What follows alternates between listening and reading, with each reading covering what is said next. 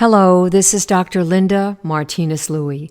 I want to speak with you about covert narcissists use their spouses and children as human beasts of burden.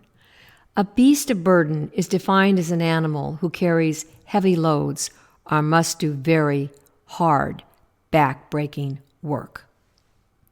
Narcissists often put their children and spouses in roles as human beasts of burden, lowly servants.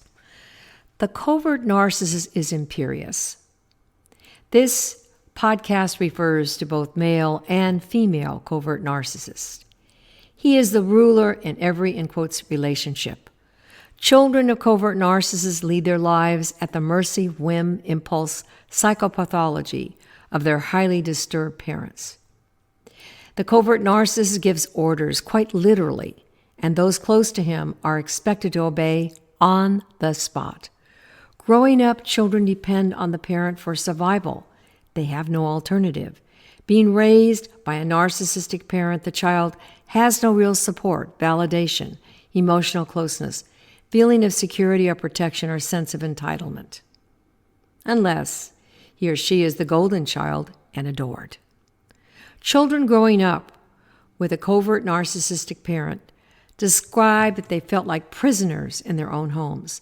Often they hid from the narcissistic mother or father, fearing that they would have to tolerate one more screaming session, accusation, humiliation, volleys of criticisms and threats.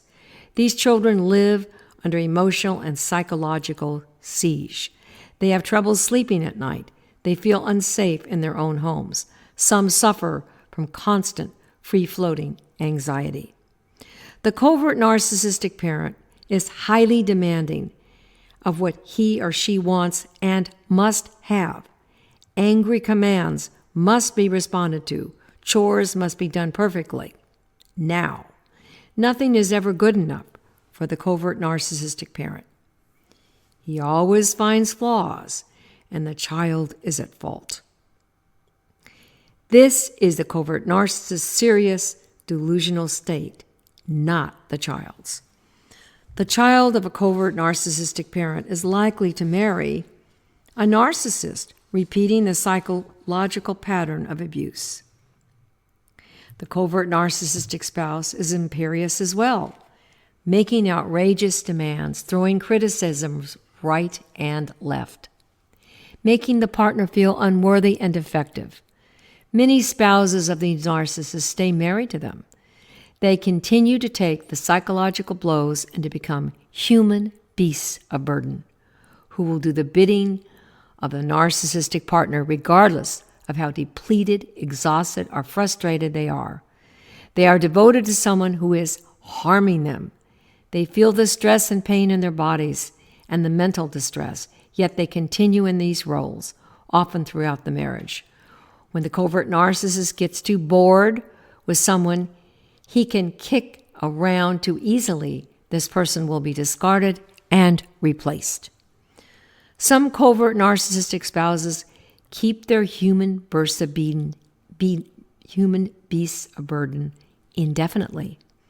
They have found someone who is loyal, that will always fulfill their every need, regardless of its outrageousness, and continue to adore and provide the covert narcissist with cascades of narcissistic supplies. Adult children of narcissistic parents have a long road that they travel to recover their true selves and repair their psyches from their exposure to emotional and psychological battlefields. Many find wholeness and inner peace through a variety of practices, including guided meditation, gentle healthy yoga, exercise that works for them, finding support from those whom they trust and understand what they have endured, through creative, spontaneous writing, lovely music that soothes them, acupuncture that puts a patient in the calming part of the nervous system. Those married to narcissists, covert narcissists who awaken to the truth that they have been the victims of narcissistic abuse, sever these relationships, go through the divorce process, and begin to put their lives back together in the ways that are healing to them. They no longer live under the control of a covert narcissistic partner. They are human beasts of burden no longer.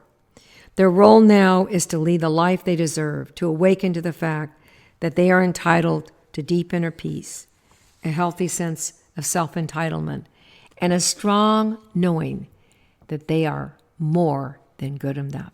They are their true selves. You can heal from being a former beast, human beast of burden by putting yourself first always. Get really high-quality sleep that you deserve and need. Hydrate in a very healthy way. Eat nourishing food. Make sure you keep your blood sugar balanced. Work creatively, spontaneous writing. Do guided meditation or prayer or some form of quieting the mind that's helpful to you. Exercise in the way that works for you. And know that you will heal and recover fully.